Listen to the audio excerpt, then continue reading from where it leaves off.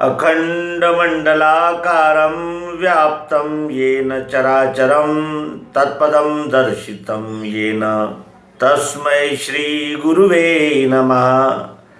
अज्ञानादस्य लोकस्य ज्ञानाञ्जनशलाकया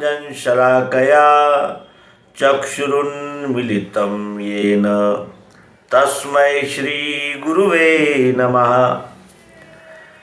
अज्ञान के अंधेरे से निकालकर उजाले के मार्ग पर प्रवृत्त कर देना और हमें सभी प्रकार के संशय, भ्रम और अनेक प्रकार के जो मानिंदियाँ, परंपराएं, रूढ़ियाँ, बहुदेवतावाद और निरीश्वरवाद या फिर जिसे नास्तिकता कहते हैं, इन सभी विचारधाराओं से ऊपर लाकर और सभी मतों, पंथों, संप्रदायों, विचारधाराओं और अनेक प्रकार के जो क्रियाकलाप धर्म के नाम से चल रहे हैं, उन सबका समन्वय करा देने वाले श्री सद्गुरु भगवान को प्रारंभ में साष्टांग दंडवत करते हुए आइए अपनी बात को आपके समक्ष रखें।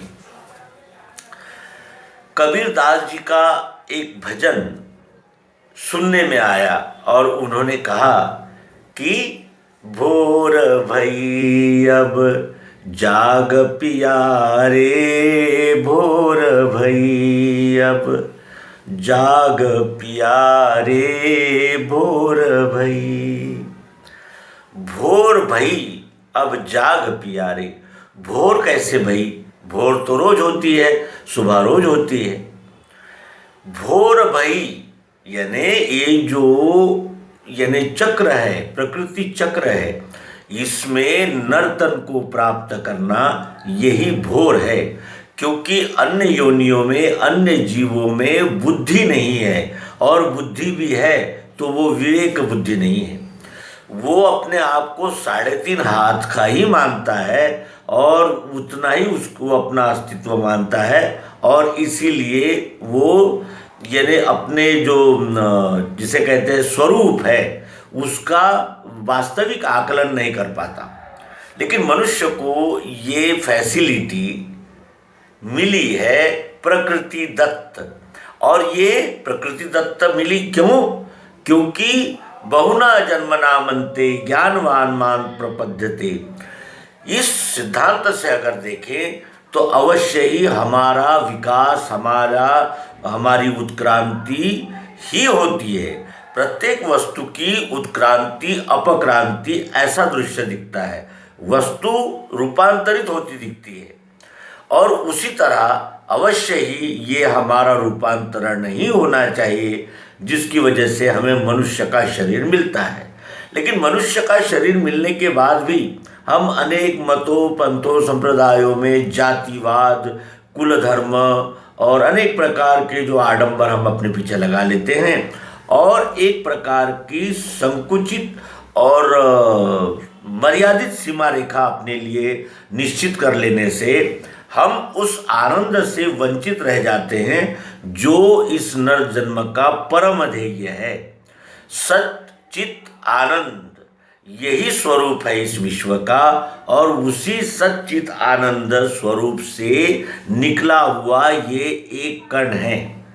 जैसे शक्कर के एक दाने यानी शक्कर के ढेले से एक दाना निकाल लेने पर जो ढेले में है वही दाने में है, इस प्रकार का अन्योन्याश्रित संबंध रहते हुए भी जीव भटक जाता है और अनेक प्रकार के कार्यकलापों में अपने आप को यानी इन्वॉल्व कर लेता है, और उसके सुख दुख ही अपने सुख दुख मानने लगता है। अपने आप को शरीर मानने से फिर शरीर ही मैं हूँ और शरीर के सुख ही सर्वस्व है, यहाँ वो रुक जाता है।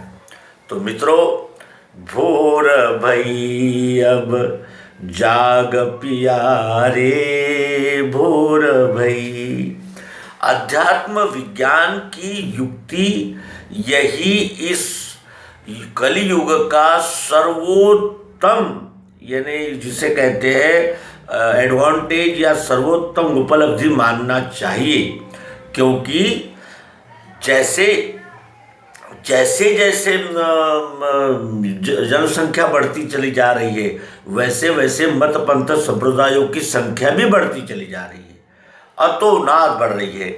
और इसके विषय में हमें तुलसीदास जी भी समझाते हैं कि बहुपंथ निर्माण हो जाते हैं, और जो चतुर और चालाक होता है उसे महान कहा जाता है, और जो ज़्यादा वाचाल होता है उसे विद्वान कहा जाता है।